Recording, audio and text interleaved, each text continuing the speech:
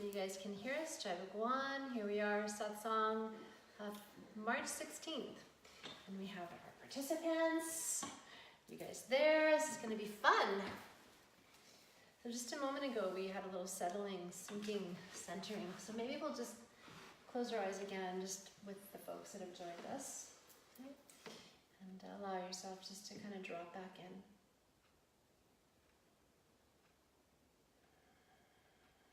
Allow the Soham chant to move through the screen of the mind.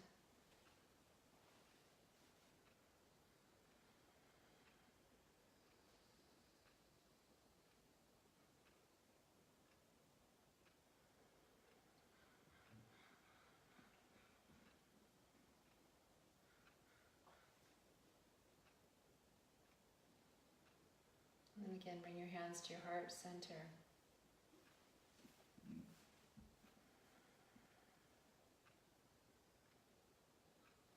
And what is it for you that brought you here tonight? Why were you nudged or urged, called, prompted to be here this evening?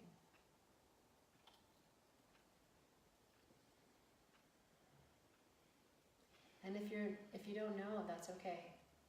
Just see what arises.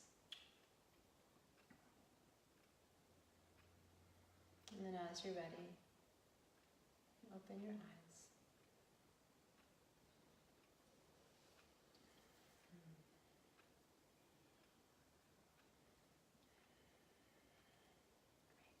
Okay. So we have, I thought, we just came back from India. And I know I've spoken to you and I've spoken to you already about lots of different adventures and haven't mentioned it to you or spoken to you guys about it too much. But I thought what I would start with was some sharing around that, specifically around the spiritual lifestyle retreat of living in an ashram for 3 weeks and what that was like. And I brought a couple readings to kind of support that, and then of course we'll just open the floor for any questions that you might have. And what I would suggest for those of you that are watching, you can write a question, and if I don't answer it this time, then we can answer it the next time around, okay? Or I can add it to, I'll type it in. We can see them, but they can't see us. So the spiritual lifestyle retreat in Rishikesh was 3 weeks for me, 2 weeks for the participants. And basically the intent was to drop into what it feels like to live life as a yogi. So that encompassed living in a very simple accommodation with a bed, very single bed, hard single bed, in a shared room with a shared bathroom. Very stark, nothing, no, special accoutrements. There was basically a table and a space where you could put your personal belongings, and that was it. So you couldn't even bring very much. You couldn't have lots in the room, as there wasn't a lot of space. We didn't have hangers. We had a bucket for a bath, and we did have a shower, but the shower the drain did clog up, so then we were required to have a bucket bath and then pour the water into the toilet because it couldn't go down the drain. We were often woken up by chanting in the ashram next door to us at 5 o'clock in the morning, and you could hear this chanting for about an hour. We woke up in silence, and we woke up at about 6 o'clock, 6:30 after the chanting finished, and we started our day with silence, just getting ourselves clean, as you've spoken about before, just preparing ourselves, and then sitting in meditation for about 20 or 30 minutes. That was just in our room. I shared with one other person. And then after we were complete with that, then we would go into the rest of the ashram, and folks were waking up and they were in silence as well, and we were preparing the main hall for our yoga practice, which started at 7:30. So we might go get a cup of chai and then go in and prepare the hall and then be present in the hall as assistants for the yoga practice. And so there was an hour yoga practice in the morning, and then we would have a silent breakfast. So a lot of silence, a lot of introversion, a lot of simple living. The food was very basic. There was usually some type of a grain, some type of a sauce for that grain, and maybe some round roti or chapati bread. There was maybe some buttermilk to drink in the morning, and later in the day there might be some herbal tea. At lunchtime, it was a very similar meal, just 3 containers, rice, dal, and some mixed vegetable. And the same thing at dinner time. You could eat as much or as little as you wanted to. And I actually chose to eat less. I had maybe just a spoonful of rice, a little bit of dal, and a little bit of vegetables. And basically, my 3 meals, I ate very, very little. It was just simple. Of course, there's cravings for chocolate or sweets or something, and so every once in a while, we'd venture out of the ashram and grab a papaya or maybe a little chocolate bar or some ice cream. Some folks went and got ice cream. But mostly in the ashram, we kept to that simple lifestyle. We had satsang in the morning after our breakfast with either Kamini or Gurudev. And that was about 2 hours. And if we were with Gurudev, we wore whites. And it was basically a Shaktipat experience where he would do a teaching, and then there would be an energetic transmission, and then we would sit and meditate, and we would talk about what happened for each of us so that we would have a deeper understanding of what that experience was, with the pointings to what is Shaktipat. Kamini would come in the afternoon often, and she would then share with us some teachings that are scientifically based around this experience of energy, prana. Just before that afternoon session, we would have a yoga nidra. And then after the yoga nidra and the afternoon session, we were free after dinner to do whatever we want. We could walk, we could read, and every evening on the river, there was a fire puja ceremony next door to us. There was about 400 ashrams in Rishikesh, I believe. That's the number, or at least somewhere around that. And where we were was a whole row of ashrams. So there was a whole kind of collective consciousness around this more simplistic living and lifestyle. So one then asks why would one want to have a more simplistic lifestyle? And because the less we're engaging in the external, the less that the mind becomes engaged. So we become quieter, just having a simpler, lifestyle, less food. The food was very sattvic, which means very balanced. It didn't have any onions or garlic in it. There were no real tomatoes. It was a very, very balanced meal in terms of just for our nervous system. So the intention really is to balance the body, balance the mind, and actually drop some of the attachments that we have to our more advanced lifestyle of grabbing onto things, right? So in terms of the yamas and niyamas, it's the perfect way to live those intentions of discipline and observances.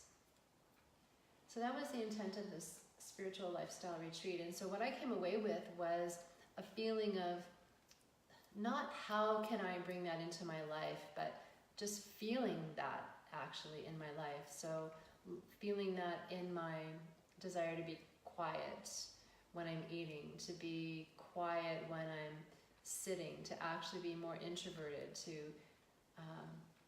be less outgoing and more just still.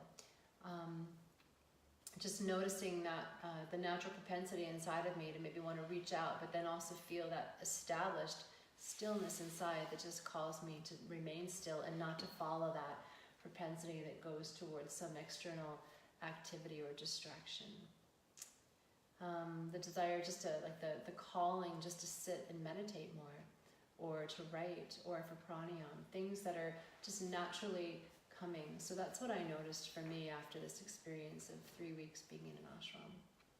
And the other part for me was that it was interesting. For last year when I was with Gurudev and we were together traveling for 7 weeks, I learned an awful lot about watching a yogi in action, because that's how he is. And then having the opportunity to live in an ashram, which most of the time last year we were in various ashrams, we were moving. So there was always a change of agenda, but this time it was more steady and clear and easier to find the flow of that for myself as well. So that was the experience of living in an ashram on the Ganga River. you have any questions about that? I was curious about the fact that this was a yoga gathering festival. I thought there was, and I saw, pictures of 50 different teachers. So I'm thinking this huge field full of people all focusing on one. That wasn't what it was like, though. So there was 2 yoga festivals that were happening in Rishikesh at the same time. I see. One of them was hosted by an ashram. It's a very large, popular ashram called Paramath Niketan. And they had famous yogis like Shankorn and Tony, what's his name? I don't know his name. Anyway, famous yogis that came to teach during this festival, and there were thousands of people. There was another one close to us called the Yog Festival, just the Yog Festival. And it also had teachers like Muji and Ravi Shankar and Gurudev and Kamini. It was not as attended as well. However, we did see one particular day, there was a whole line of people, a few hundred people that were in front of this resort in the warrior pose. Yeah, and that was pretty neat. So there were a few times that we went to these events as guests of these events, but mostly they just happened to be happening when we went there. So that wasn't the reason we went there, but they just happened to be going on when we were there. There was also an ashram that was across from us that had Muji was there for a month. And so many of us either met him or went to Satsang and listened to or kirtan and listened there when we had a free evening or afternoon, morning. Yeah. So there were about 85 people in our group. And the intent really was to put our attention to the Satsang with Gurudev and Kamini and those teachings. Did you know most of those people? Not all of them, no. Some of them I've had experience with before, some of them not. They've all different walks. Some people are just pure beginners who just came to India for the very first time without knowing anything about, the lineage and or the teachings. And then some of the other folks have been, living at the ashram for years. And so it was quite a spectrum of folks. Yeah.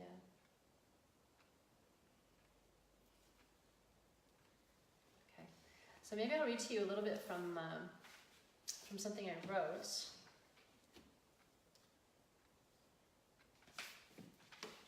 And I wrote this before. It's about living in an ashram. It says, an ashram is your spiritual home. It's growth for any stage in your development. It's through that energy that it grows stronger and stronger as it circulates among the residents. So if there's a teacher, like a guru, then that guru energy grows longer and stronger and larger as it circulates among the residents. You can kind of see that here at Yoga by the Sea, like as we connect with each other more and more, you can feel that kind of spiritual living is happening here as we are in community, as we're doing seva, as we're paying attention to our sadhana. There's that same kind of, without having a particular teacher, there's that kind of feeling that's happening here too. Even though we're not in residence, but we're here all the time. Ashram provides a means for spreading this energy of love. And it's the home of your spiritual family. It's the place for unconditional love and acceptance. So many folks have come through these doors for a variety of different reasons, and many of them have come because they want a sense of belonging. They've come for a sense of belonging. They've come for some reason that they're not finding what they are seeking outside, so they've come inside to find that. And so through connecting with each other, they've been able to find that within themselves. And a lot of folks have done that through seva. Living the ashram helps to open the heart to give and receive. It's the place for the spiritual seeker who wishes to grow. Through serving and receiving, practicing the teachings every day, proper surroundings and proper guidance are essential for growth. So through the ashram, the teachings can be experienced unmentally and transformation occurs. And I think that was, or immediately it says actually, and unmentally. So what I noticed for me is that because I was in service for the entire time, I didn't have the life responsibilities that I have here. However, I was able to drop away a lot of the agenda that I had and just be purely in service. And therefore I was open, because I was just open to whatever, okay, this is what we do next. This is what we do next. But it wasn't me making that decision. It was, there was somebody I was serving. And that really helped to put my own mind aside. So that's kind of like a training program, to put my mind aside and just allow energy to carry me through. And that's a very powerful experience, because then it teaches us, and it teaches us how to do that, and then how to be established in that and what it feels like. So we're less likely to let mind, be what's guiding us through the day, and actually let our heart guide us through the day. When that happens, that's when that transformation occurs, because it actually does, it like turns a switch and helps us to become more connected through the heart, more connected to each other, more connected to Source. So the ashram is a mirror image of the guru. And the guru, remember, is he or she who can see the light and the dark in the same light. And here at Yoga by the Sea, we have that presence of all the teachers that are here in light. They're all here out of the heart. They're here out of love for and passion for what they have learned and what they're offering to other folks. So that is really what the mirror image is here, and you can see that and feel that in your own experience. So through the teachings, the experience deeply communicate without a verbal thread. So what that means is it becomes like an energetic transmission. So the more we have this powerful experience of connection in Sangha and the experience of truth, the more profound that is for us, and we don't have to speak about it. It's just a knowing. It's just an experience and a knowing that comes together without any verbal exchange. And so everyone just keeps coming back. And then there's like this amplification that happens and this magnification that happens. And we all benefit.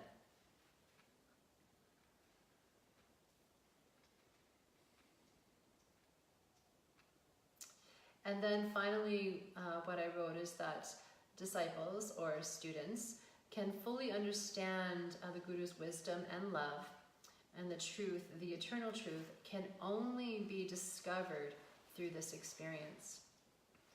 And again, that's, if you come back to Yoga by the Sea as being like an ashram, and the teachers that are here are carrying these torches of light, and so everyone who comes here has an experience of light, not external light necessarily, but internal light. And so it's through being here that they start to discover that for themselves, and then it magnifies, and then that's the experience of truth, that light that is within us. So that's the power of living in an ashram and living a spiritual life. Yeah. So that's what I've got for you today.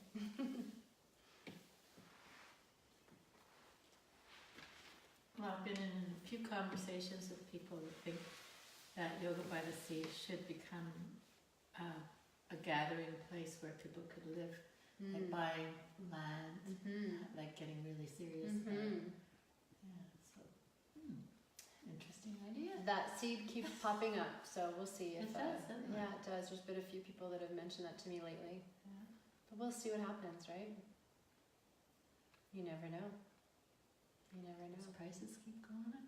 Those prices keep going up. Yeah. But in the meantime, we can still live together here when we come here, right? And all live in our own houses and have like an extended ashram out to all of our houses, out to Seychelles and out to Gibsons and even to Vancouver, because I know there's some of you in Vancouver or wherever you are, and that can be our global community. Yeah. What have you got to? I know you've got some things, your ponderings. Well, I forgot my journal. I realized I got halfway here, I'm like, oh, I wrote down questions. One of the things that, so I don't want to take away from whatever everybody else wants to talk about. This is perfect. That sounds like a pretty amazing experience. experience. Mm-hmm. And I love the idea of being in a place where you don't have to think about the agenda Mm-hmm. or make any decisions, Mm-hmm. and just being the place of service. Mm-hmm. Or I just think it allows for so much more presence. It's beautiful. Mm-hmm. But I've been thinking about, well, I recently I've been taking some courses again in Northern Miami, and I recently did a tutorial with Bailey, and she talked about Kundalini. Mm-hmm.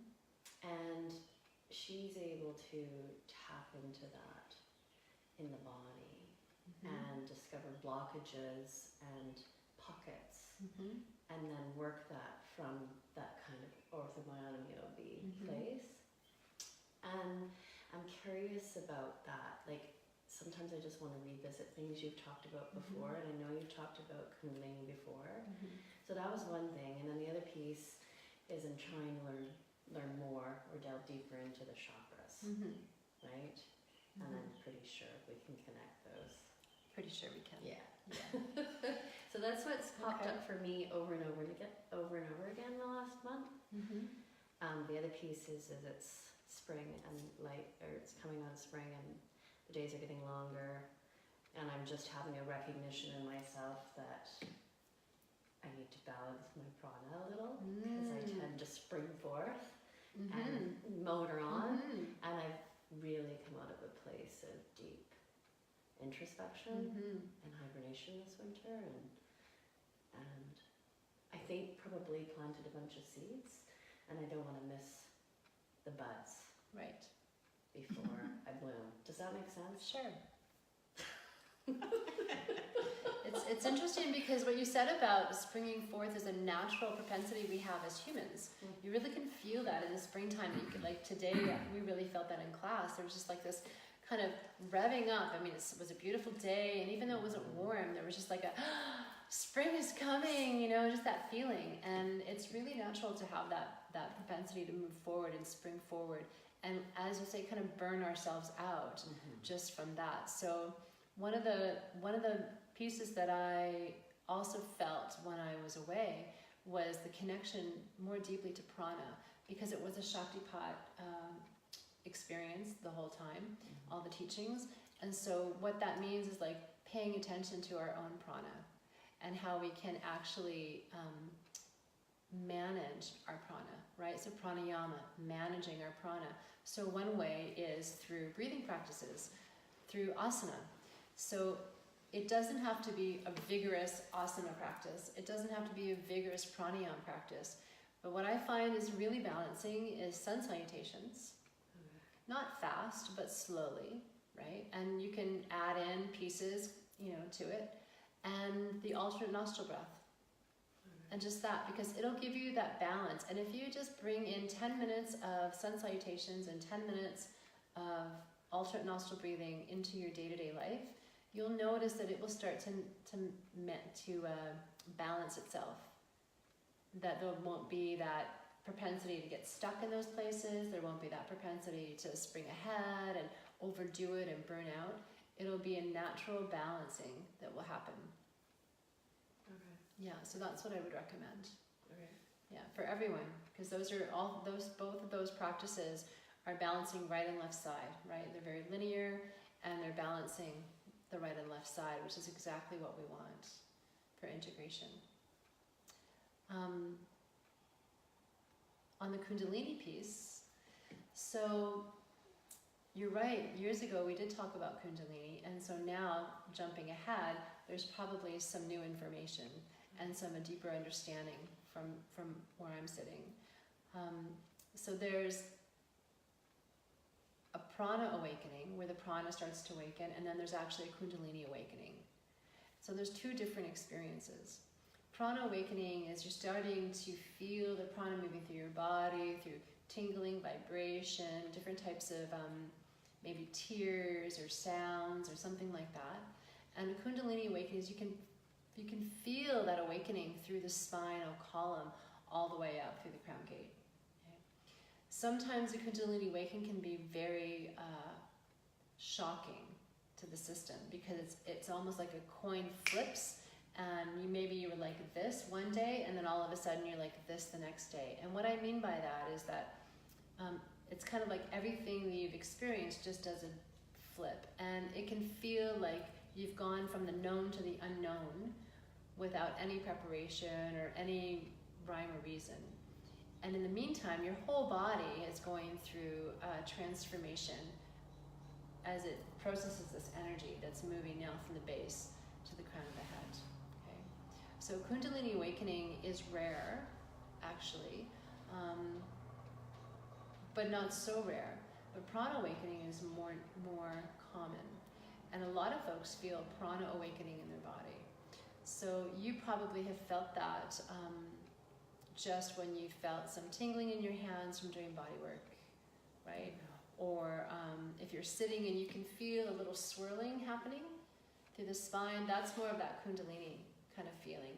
And through this, through the practices that we've done, the intent is to awaken the Kundalini, but in a slow, attentive way, so that we don't get that big flip that actually shakes us to our very core, and we don't know how to manage it.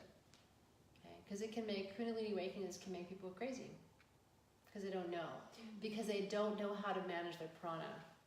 Right? So as we learn to manage our prana, the mind then we remove that layer of mind from controlling the prana, so that when we awaken that Kundalini, the mind doesn't come in and try to manage it for us.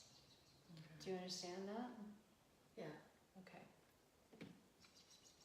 So can I just clarify something? So then is Kundalini so my understanding is that Kundalini is in all of us. Absolutely. And it's ever present, Mm-hmm. but our consciousness of it, or our ability to sense it, you're saying, it's rare. I would say yes, that it's within all of us, and we can attune to it, absolutely, and we can actually magnify it and amplify it. And so when that amplification happens and it feels like an electric shock that goes through the system, that would be, and it's like goes all the way from the base all the way to the crown, and there's a spontaneous movement, that would be a Kundalini awakening. And in that moment, somebody can have like, not just spontaneous movement, but clear insights, almost like downloads of things that they could never possibly have known. Wow. They didn't read it, it's there. Mm-hmm.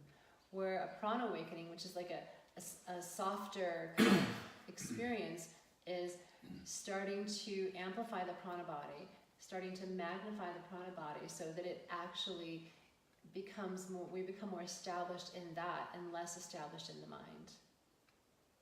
Okay. Right? Because remember we talked about the koshas last time, Mm-hmm. and mind is more subtle than prana, and prana always mimics the mind. So if prana is awakened, or the Kundalini is awakened, and mind comes in and says something about it, it will just take that energy. Whereas when we are able to magnify the prana in a slow, steady way, then we actually, and we learn how to suspend the mind, kind of like what I was talking about at the ashram, where I didn't have to think about things, I didn't have to plan, or I just could go with the flow of life as it was going. Then my mind took a back seat. And so then my prana could then grow and expand and magnify and amplify. So now when I eat, it's like, I can feel it. Do I want to have a coffee? Do I want to have this bread? Do I want to have this thing? Do I need some extra sleep? What's perfect for right now? Because the mind isn't there managing and controlling with habits, right? So that energy body is always available, and as it awakens, that's when the prana awakening, and some people will have an immediate Kundalini awakening. But they can't do anything with it if they don't understand how to manage it. But isn't that bringing the mind to it? It does bring the mind into it. Yes, it does bring the mind into it. But but the kind of mind we're talking about is discernment. Okay. Yeah. So I'm thinking of movement. Mm-hmm. So I think of two things. I think of energy work, like what Bailey's talking about. Yeah. and tapping into that, but Mhm. she's tapping into it in somebody else, Okay. right? Mm-hmm. Not in herself. Right. So there's that. I'm curious about that. I don't even know if that's something to broach. But I'm also curious about, because I'm discovering this 5 rhythms thing, Mm-hmm. and I'm dancing all the time. That's great. Whether it's at 5 Rhythms or at the lighthouse or in somebody's living room or my kitchen. That's great. I'm always feeling compelled to dance, and I do get these moments where I feel that, Mm-hmm. yeah, it's like a spiral, and I'm not in control. Yes. My body is moving with it Beautiful. completely, and I'm lost in it. Right? Beautiful. So is that? So then I think about what you say about managing it. That's allowing it. So in that case, you don't need to manage anything. No. No, that's just prana showing you, that's just prana totally taking care of you. Okay. That's the prana kriya. That's purely being the dance and the dancer are one. Okay. Yeah. There's nothing that you need to do any differently there. Yeah. And that, because you have been dancing and then you continue to dance and you're dancing more, that's like that slower progression, right? As opposed to an immediate thing that happens with no rhyme or reason or understanding. So you're attuning, you're aligning, you're connected. And so the more you're aligned and connected and attuned, the more that channel opens, and what you're experiencing is that connection to source, divinity. So that you're not moving yourself with prana, which is that electrical current of consciousness is moving you. Okay. So then the blockages, I'm sorry, I'll shut up after this. So then but I'm curious about this. So then the blockages, when Bailey was talking about the blockages, something about that, I was like, oh, I've felt that. Like when I've really lost myself in movement, whether it's yoga and, you know, just completely going through sun salutation or whatever my practice, you know, meditation or dance, I have felt that something has shifted, that I moved something. So that's the feeling of that blockage, and that's the release of that. Yes. So cool that we can do that. It's so cool, and so that's why I'm pointing you back to pranayama, like alternate nostril breathing, and sun salutations. Yeah, so that you have that is your pump. That is actually becomes your pump for prana, moving prana through your body consciously, so that when there's a blockage, say in the hips or in the chest or in the, you know, sinuses, you know, it starts to move, or you feel lethargic or you feel overstimulated, you can balance yourself out easily within 10 minutes, right?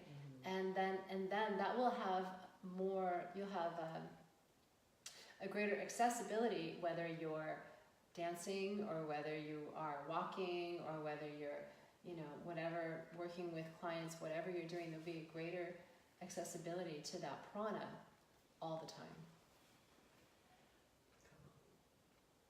You'll just be healthier in general. Yeah. Yeah. That feels like it. Yeah. More vital. Well, and then the connections to the emotional blocks. Yeah, because Right. that's That you didn't even know were there. exactly. So unaware, so unconscious. And it's like, whoa. That sometimes feels like a bit of a bolt, right? Yeah. I can see where if you attach to it, you could get pretty lost. You get pretty lost in it. Yeah. Yeah. So that learning how to suspend the mind, not give it to the mind, don't give it to the mind, don't give it to the mind, just that's the way. Yeah. Okay. Yeah. Thank you. We'll come back to the chakras in a minute. Did you have anything you wanted to ask or speak to? Not at this moment. Okay. Thank you. So the chakra system, what was your quandary about that? Since we're talking about energy. So, okay, so I want to connect that to Kundalini and prana, and I want to hear it from you. Okay. That's, yeah, basically that, right? Okay. I can make my own assumptions or have my own internal dialogue, but I want to externalize it. So Okay. I'm going to talk about that. So you remember that the Sushumna, which is the main channel, which is the spinal column, it has two channels that run across it all the way up. Okay, so you start at the kunda, which is like the base of the spine, or not quite the base, but it's like the pocket where the kundalini sits, called the kunda. Okay, and then the Ida and the Pingala, which are the two channels, they wind their way up the spine, and as they cross in certain places, those are the plexus of the chakras, right? The wheels. Okay, that's what the yogis say. Science says that you've got the base of the spine, and then you have the parasympathetic and the sympathetic nervous system winding its way, and where they cross, there are nerve centers where they cross, and those nerve centers are the same as the chakras, basically. Now, the difference is, for example, is that the nerve centers are very tangible locations, and the chakras are more than just that location. They like span to the front of the body, span to the outside back body, right? So they're almost more auric, okay, in their field. All the chakras have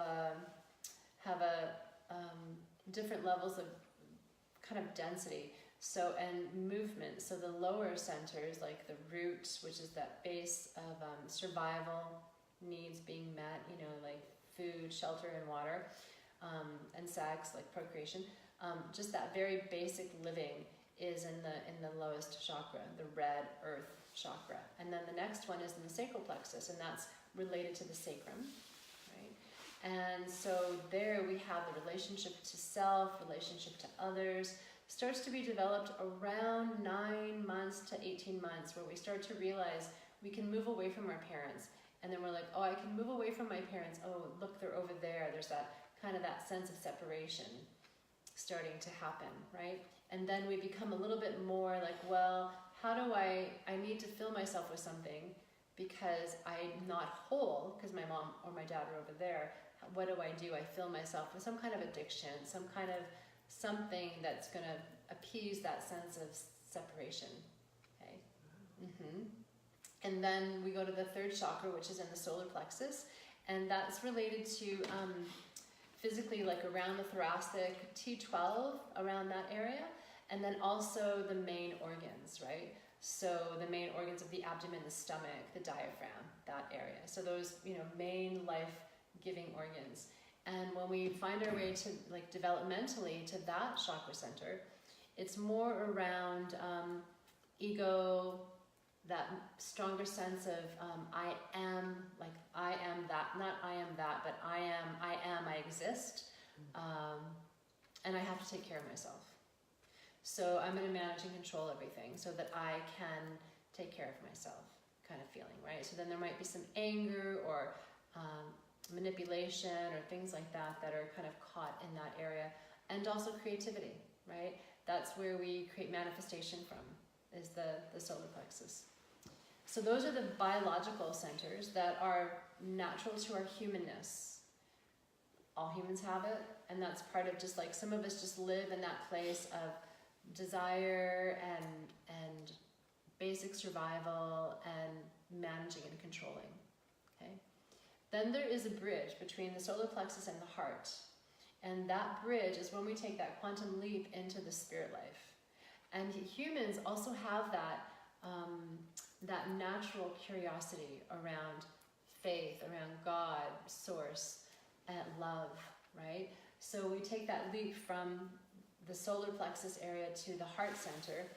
Sometimes when we're caught like with feelings of desire, feelings of longing, feelings of separation, feelings of I'm not enough, feelings of being in love, those are still related to those lower centers. Okay, they're still related to the lower centers. But the when we have the sense of that spirit, an openness, more unconditional love, we're not looking outward, but we're actually more introspective. We have a sense of being full, whole, and complete. without, needing anything to fill us, that is when we've started to make that lift or that quantum leap from those basic survival needs of just getting by kind of feeling to, oh, there's something greater than myself, and I feel connected all the time, and there's a sense of joy that's just present without me having to get something to make it happen kind of feeling. And then through that, we move up to the throat, and the throat is more of that expression, how we communicate that, whether it's through sound, verbally, or mantra, or singing, something like that is like that communication system, how we express that we are feeling here. And then finally, we have two more centers, but the where the third eye is actually where the Ida and Pingali, or the parasympathetic and the sympathetic nervous system meet, right at the pineal and the pituitary gland. And so that's actually in the brain, in the center of the brain, and that actually is the balancing point for all of the energies. So when we move through our yoga practice and we bring our attention to the third eye, that's what we're doing. We're actually balancing all those energies that have been awakened through our practices, and we're integrating right in that moment. And so that is why, a lot of yogis or folks will meditate and they put their attention there, because it's like, that's like the seat of intuition, that's the seat of wisdom, that's the seat of, knowing. And so that's where we develop. But you can't, it's like some people will just put there and they'll forget all about this, right? They'll forget all about those biological centers, and actually you can't. It's everything counts. Everything needs to be balanced and connected. So you can't forget about, paying your bills and just meditate, right? Because we live in the world, right? So we have to take care of all of those pieces along the way. And that's, if you remember last time, we were talking about the householder path, right? And that's the householder path, right? And then finally, the Sahasrara is the crown gate, and that's the connection to source. So if you look at a newborn baby, which I know you've seen them, they have, and we have Zia just had a little baby, and so they have a real soft spot, right? We've all had a soft spot where the plates, and from orthobionomy, I know you know this, the plates are not there, right? They're very like, what are they even? They're just not, it's just like a open crown kind of. Yeah, they haven't formed. Yeah. And then over the course of our development in childhood, they form. And then even though they form, they're sutures, they're like sutures, and they actually move, right? So that is actually our connection to source, God, consciousness, universal energy, okay? And so that's how the chakra system kind of works. So if we have a blockage somewhere, let's say we have something that's undigested, some undigested experience, it's going to show up as a blockage in a particular body region. So that when we finally experience that release through yoga, pranayama, simply meditation, dancing, whatever it might be, then that energy starts to move, and it might feel really powerful as it bumps up against that in that energy center and begins to move through it, right? So we might have a release of, some people can feel like an orgasm, some people can feel like angry, just yelling, some people can just feel like their heart's bursting open and they're just crying like crazy. Some people can feel like, they have shooting pains down their legs. I mean, all kinds of things can happen. And many, many, many, many, many, many more. So that's just how that is, that kundalini or prana is connected to the chakra system and moving through our blockages. Yeah. Okay. Hope that answers your question. It does. It's just, Yeah. I remember it, but it's good to revisit it, right? You don't always hold all these things on a daily basis. No, It's that's like, right. I'm curious about that. Yeah. But what about what's beyond? Like, I know that it's connection to source, but is there not also another space, another place? I always feel like there's something that sits... Well, you have your auric field, right? You have your auric field, which is like out here. And everybody has a different kind of auric field space, right? Everyone has a different, some people it's closer in, some people it's way out there. I mean, they've measured Gurdevs, and it's like, it just goes. It's like thousands of miles, right? So, really? yeah. How do they measure it? Like from distance then? There's a particular hand machine that you can use, and he's had it several times, and they've come up with the same answer. So we could tap into him. We could tap into him from thousands of miles from away. here, yeah, Wow. yeah, absolutely, That's wild. yeah, absolutely. And there's other yogis too that Dalai Lama, people like that would have a similar kind of auric field, right? Yeah. So there are other chakras too. Different schools have studied that there are other various chakras. So there are smaller chakras in our palms, in our feet, above our head, many layers. So I'm sure that there are many possibilities, right? And there are even some schools that say the chakras don't even exist. It's just made up.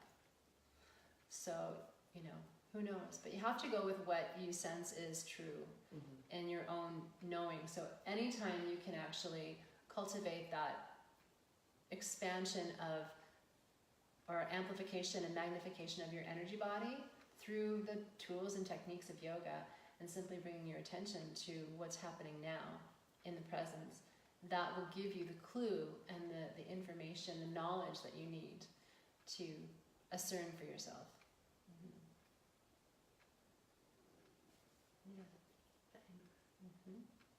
Thank you for the great questions. Yeah. No worries. Good questions. I remember that. She always had good She had good questions, She yeah. always did. Yeah. Yes. In yoga in India, the females do a child pose, but the males lay on their abdomens. That's right. Can you tell me about that? Yes, I can tell you about that. So that's in reference to pranams. So when you go into a temple, first of all, often the men and the women are separate. They're just energetically, the men and the women are separated. Okay. So the men, when they will bow down to a deity or whatever the representation of God or truth is in the temple, when they bow down, they lay their whole body flat on the floor. So if you lay down flat on the floor with your arms overhead like that, that's a pranam. Okay? So women, they don't do that because there's many reasons. First of all, women carry children. Okay? So they actually can't lay on their abdomen if they're carrying a child, right? Second thing is that they need to take care of their chest too, because that's, right? So if they're laying on the floor, it can be really uncomfortable for that. So when they rest in child's pose, they have space for their abdomen. If they're carrying a child, they have space for their chest. If they're, carrying milk or whatever. So, and then it's just that. They have just more space for their bodies. Yeah. And also, I just like the different, it's like a softer, more receptive experience when the man lays down. It's more like, there's almost like more of a structure to it. And also more of a surrender to it as well. I wondered about menstruation. And menstruation too. So maybe that's another reason. Yeah, they don't lay down. That's another thing. Yeah, menstruation as well. I haven't seen that. How do you know about that? We talked about it in yoga today. Talked about it this morning I see. in yoga. Yeah. But that's all you said, the man laid on their abdomen. So the men prostrate and the women? Yes. Okay. And then are Child's they pose. staying there a long time? Just whenever they offer their pranams, so they might just bow down. Like in, there are some techniques where they, like in Tibet, it's almost like they do an interesting sun salutation where they fold down, they slide onto their belly, and then they slide back up and stand up. And they just bow and slide and come back and slide. And they just keep doing that over and over and over and over again. Okay? So the men will slide. The women will slide too, but they don't go down as far. They do more of like a puppy kind of a pose position. So they may do it many times, or they may just lay down and do their chant, whatever their chant is, and then come up. Because then I'm thinking about Tibetan prayer, the way that's Yeah. prostration. Yes. I can't remember that the women didn't do the same thing. Yeah. So did you see that in India or Pakistan? Yeah. Is that something that you have to be in front of a live master to do? No, No. no. So like when we're with Gurudev, most everyone, when we offer pranams, we actually will do that. But the men typically will just go in a child's pose, just the same that we do, forehead to the floor, hands as if they're touching the Guru's feet, and just that. It's rare that you'll see someone completely lay down on their abdomen unless they know that that's something that is the etiquette, if you will. Yeah. It's quite something to lay on your abdomen and completely surrender, right? It's so beautiful to see that, because even as women are, we bow down in child's pose, we're still not completely surrendered, and that's really what that is. It's a complete surrendering, as I give myself to you totally. And it's not like you're giving yourself to the person, because what are they going to do with you? Like they don't really need you for anything. It doesn't help them in any way. But you're giving your heart, you're giving yourself completely to removing that mind stuff and surrendering yourself to the divine, just that. And that person, if it's a guru or if it's a deity or, whatever, whoever, it's simply, that's the representation of the truth. That's the representation of the teachings. And so it's like that representation, then I want to know that within me. So I'm going to remove my layer of mind so that I can allow myself to be open to that possibility of knowing that and wake up to it. Right. So that's what that is. Yeah. Yeah, that totally fits. Sometimes when I'm grappling with a problem or something emotional and I'm not understanding it, I will spend time on my back, time sitting, time on my front, and time standing. And time on my front, I can't bring it to mind. Right. When I'm there. Good. I cannot bring it to mind. Good. But it shifts things when I'm on my back too. Yeah. I see it in a different way when I'm on my back. It's like changing the perspective. Yeah. Yeah. That's why inversions are so great. Mind, yeah. It's cool. Yeah. Yeah. Yeah.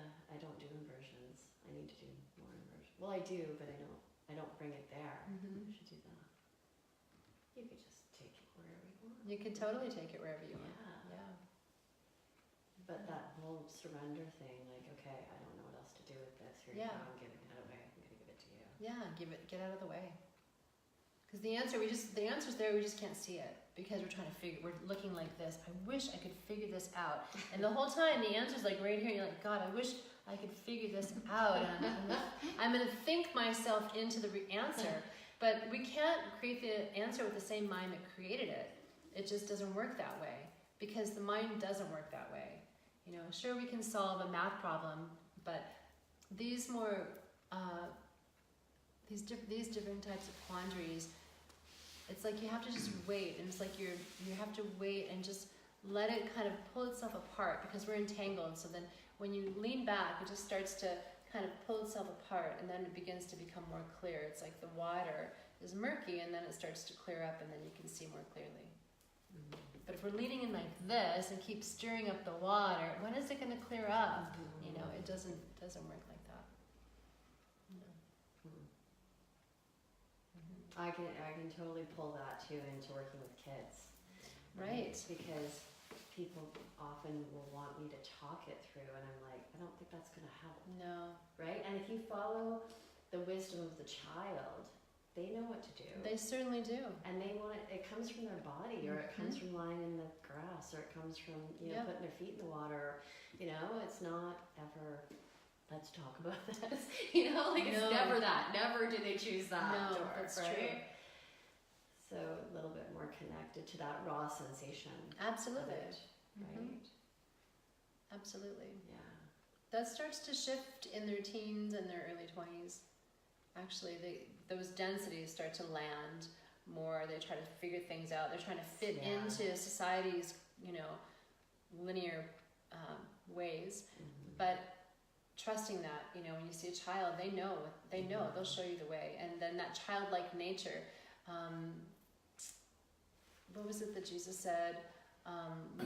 something about returning to your childlike nature. That's what he's talking about. He's not talking about, be like a child in terms of, drop all of your worldly possessions, be like a Be child. immature, not about immaturity. No, Yeah. he's talking about be like a child where the mind is not guiding you through your life. Your prana body, the natural intelligence of the body is actually guiding you, keeping you more connected. Be like a child. Be like a child. Children's sensory gates are wide open. They are. They haven't closed them. They don't know how to close them. No, that's true. So they're all wide open. And then as we get older, we start adapting, learning how to Contracting, close our yeah. gates. It's true. So No, I we shut things know. off. And then we expect kids to be regulated. Yeah. And there's no that's not possible. Like, not when you're wide open and you haven't. They're wide open. Yeah, and you haven't developed your, catalog of options. Actually, most of the time they do have a catalog of options. It's just those aren't the appropriate ones according to everybody else. Exactly. Right? And it's, like I was working with a little guy just not too long ago I work with a lot of kids who want to vocalize. They want to vocalize. They want to do something right here, right? Not only is it just that's your system of tone speaking, the vestibular system is kicking in, the whole 9 yards, but it's also what you're talking about in that whole throat. It's opening up what's happening in the heart. And there's a whole bunch stored right here for these little guys, and they get stuck. They get stuck emotionally because they're told, oh, you can't do that, or you can't do that, or you can't do that, or you can't do that. So then they want to do this. Right? They have to let it out somewhere. Right? Somewhere. I can't move my little body. I gotta sit still. I gotta pay attention. But there's so much energy, right, happening there. That's all they are. And they're sensory beings. Their gates are like wide you open. said, their gates are wide It's open. like- So they're receiving and Yeah. perceiving everything, Yeah, right? I've had 3 children. I remember, one of my many times. Once, you're just sitting there going, "What's that?" I say, "What?" He said, "What's that noise?" "What noise?" Yeah. "And it's the fridge." They didn't know that was the fridge. Now their gates are so wide open. Might have closed to the fridge. Yeah. You know what I mean? Yeah. So that's what children are. They're Yeah. always like that. They're like, "What's that? What's this? Yeah. What's that?" Yeah. That's what I'm sort of saying. And yet, so much of this practice, or some of the practice, anyways, for me, is like about noticing and tuning back into those things and like hearing the birds or hearing the waves or hearing the refrigerator, right? Like hearing like what is happening around me and in me. Observing. Yeah. Observation. So really, we do need to come back to being our childlike wisdom. Yeah, never Childlike leave it. nature. Yeah, just always be a child Yeah. if we can. Yeah, the beginner's mind, the observer. Beginner's mind, absolutely. Yeah. Beautiful. That's not what's happening out there, though, really. Well, it doesn't really matter what's happening out there because Yeah. whatever we think is happening out there, we don't really know, right? It's all subjective. So there's no sense in putting our attention out there because where is our circle of influence? Here, right? So keeping our attention here. And that's where, and I was thinking about that before we started, thinking, what was coming to me was, was this. It was, here we are, Satsang, there's 3 people again, we'll be on the YTT site, but there's not that many people, and maybe it's not worth it, and so these are the things that was coming to me. And then I kind of flashed to Gurdev, who had 85 people in the Satsang with him, and he was saying that, it doesn't really matter how many people. Because if we're in a room of thousands of people, how many people are really going to be waking up? So if we're in a room of 3. maybe that's the thing. Like, so if we're in a room of 3 and we're able to connect and talk and really have some deep understanding, and we each are waking up a little bit more, that is actually totally worth it. Whereas if we have thousands of people, how can we can't touch all those people, right? We can't attend to all of that. So one person at a time, really. So that's what came to me, is like just one person at a time. We'll just wake up one person at a time. Yeah. It's beautiful. I'm just going to get a cup of water. Does everyone want any water? That'd be lovely. Yeah. I would love some water. Those little fingers. I'm good, thanks. And the thing is, what you're doing is you're offering the space, you're offering the opportunity, and being here, or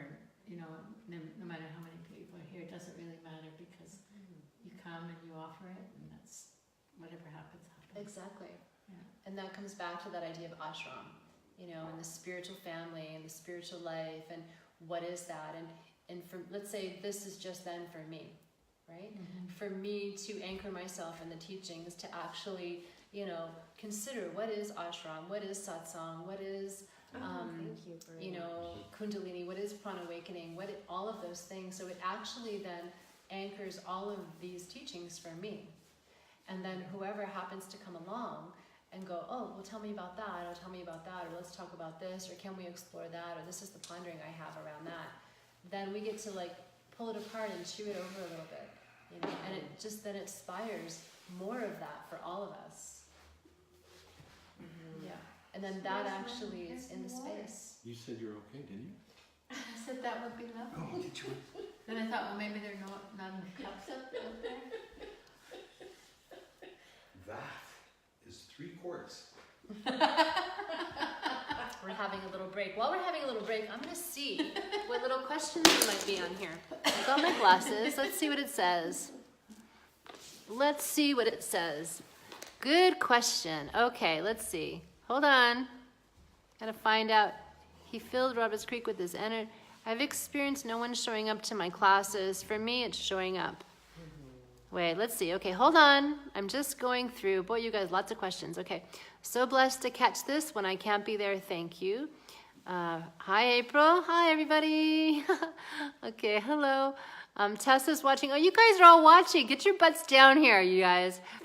Hi, Chanel in Toronto. Aw, you guys, we're going to have so much fun in our YTT coming up. He filled Roberts Creek with his energy last year. Who did? Maybe what we were talking about Gurdev. Oh, with Gurdev. Oh, yeah, when we had him.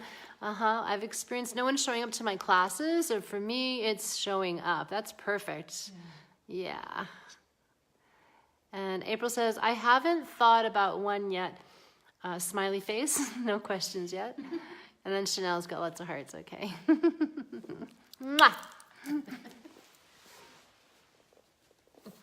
All right.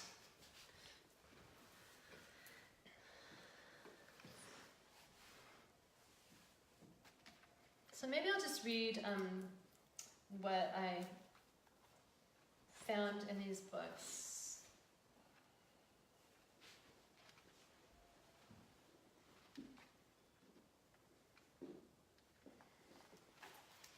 Actually, about sadhana. It's the one that I want to read about sadhana. I don't think I read that last time, did I? About sadhana? No. No, okay. So this is from Babaji. This is Swami Kripalu. Okay, you can see this book. I know you're going, where can I get that book? You have to go to the ashram to get it. Okay, so it says my yoga sadhana. It says, it is extremely difficult to say how far my yoga sadhana has progressed. It can merely be said that it proceeds tirelessly on its pilgrimage and continues to progress. Yet it's difficult to estimate how much further the final destination is, because although it appears to be very close, oftentimes it seems very far away.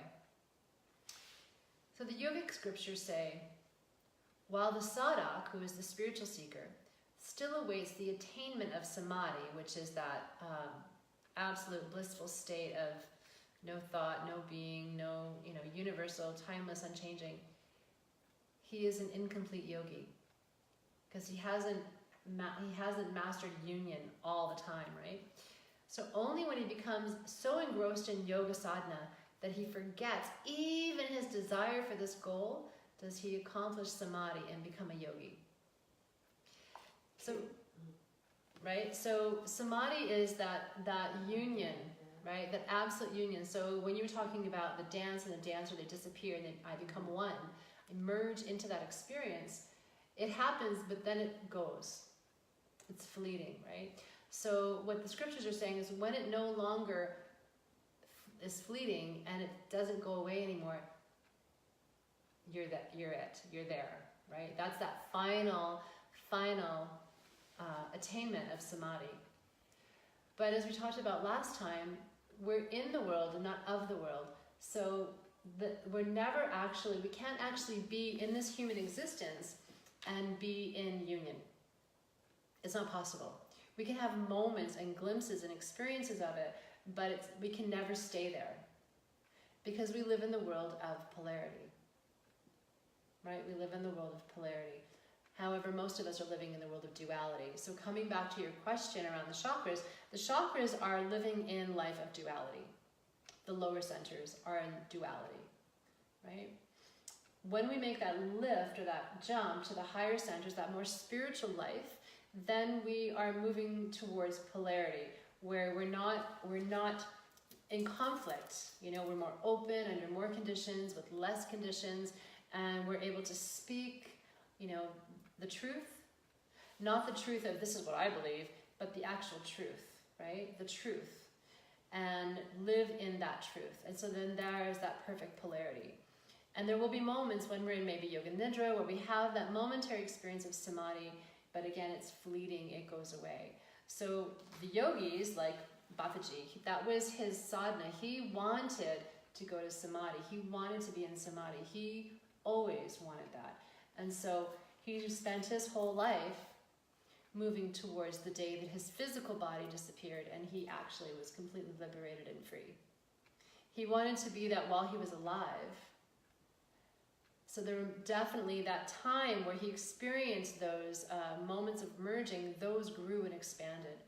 And as those grew and expanded, he retreated more and more into his own sadhana so he could establish himself more in that experience of unity. He was a renunciate. So he's not someone who is walking the path of a householder. So to live the path of a householder, that is not available to us. Because otherwise, we can't be chopping wood and carrying water and tending to our day-to-day responsibilities and be in samadhi and be in total union. But we can have moments when that happens, but we can be in polarity where we're balanced, right? So that's the yoga sadhana. So would he call his experience a human experience then? Like, because the human experience is not that.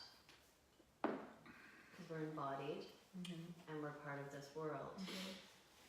So, and also I get stuck a little bit around attaching to that. Right? And the quest for that. Yep. Doesn't it shift the purity of it a little? Can't say about that, but it does sound like it's goal-oriented, right? Yeah. But for him, it was more merging with the divine and staying there and just wanting to be there.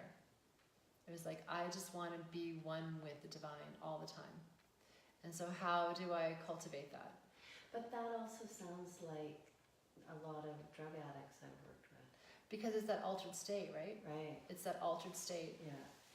That's what it is. It's the same. You can have that altered state through use of any psychedelics or any kind of heroin, morphine, and you can have that through ayahuasca. You can have that altered state through Shaktipat, where you're just totally altered in that moment and have a very kind of psychedelic experience. You can have those experiences without anything. Yeah, so Shaktipat is without anything. I mean, you're not, That's okay. Shaktipat's not anything You that's don't need any you're alteration. ingesting. No, it's just something that happens. Yeah. You can do that by sitting and staring at a leaf. Absolutely. Like, Absolutely. and really looking at the leaf and saying, how does that leaf feel? And how does that leaf make me feel? That's pretty altered. Right. It changes Right, it changes you. a lot of things. Yeah.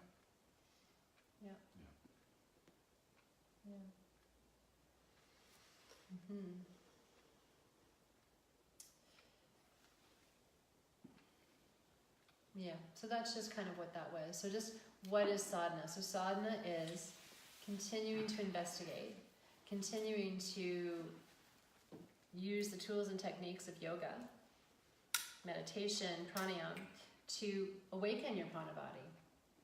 Awaken your prana body. Magnify, amplify that prana body so that you're not giving, and don't give all of that to the mind. You know, put the mind aside, put it aside, stay in the present moment with the leaf, with the sensations in the body, with whatever's happening in the moment. Stay with that And then you'll notice that as that prana body expands and amplifies, that there'll be a quantum leap where you jump over the mind stuff of belief and perception and concepts and patterns to discernment, to clear thinking. Just to this, like it's called right knowing, just this knowing, right? And then that is connecting us to Source. We're already connected. We don't have to do anything to be connected. We're already it. But that conscious awareness around that. So you already know this about me, but just sharing that in nature, for me, it just almost immediately removes that preoccupation with myself. Right? Sitting by a river, or it's just incredible how fast that happens. So it's kind of that. It is. Yeah. Nature is one of those because it's nature is pure consciousness. It doesn't have any interpretation to it. It's not trying to figure anything out. It's just pure. So when you are in the company of that purity, you feel that yourself. So whether it's in nature, whether it's in like-minded company, and that's why Satsang is so powerful, because you come together with people who are investigating and curious, and so then that is the field that we're sitting in, right? And so that amplifies what we are inspired to receive in ourselves. And so we had we were listening to a satsang with Muji, and the question that we were talking about is, Buddha was asking me some questions about, what about that poor guy that was, very confused, and he was listening to what the guy was saying, and I said, don't put your attention on what the guy is asking, put your attention on what the guru is saying, because he's sitting in the seat of consciousness. He's the one that's actually woken up. So pay attention to what the person who's enlightened or is in light is saying. Pay attention to that, because that's where the message is coming from, not from the guy who's in his mind and confused. That's not going to help you, right? So that's kind of where you want, then that's sadhana right there. So who are you spending your time with? How are you spending your time, right? That's sadhana. And your spiritual life, your spiritual lifestyle, what is that for you? How are you going to cultivate that?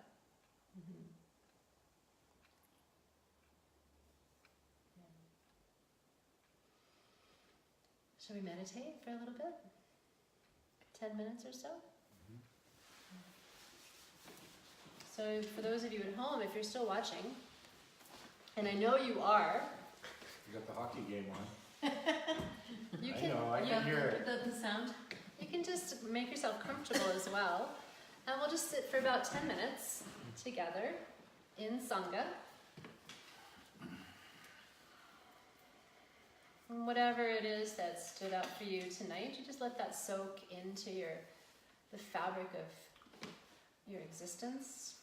Try not to figure it out or think about it. Just let it soak in.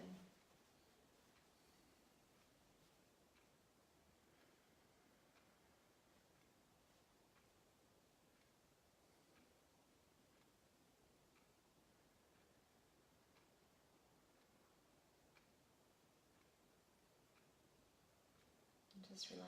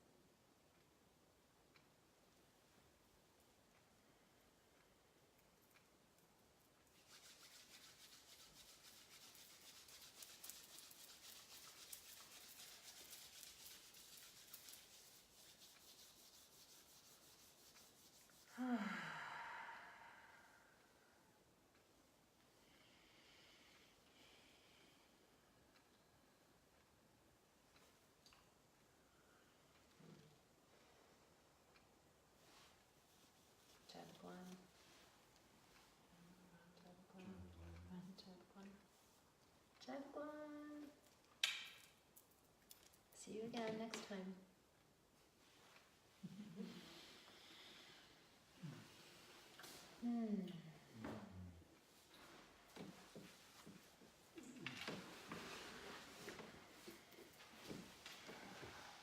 Thanks for tuning in to Tune Out. So long.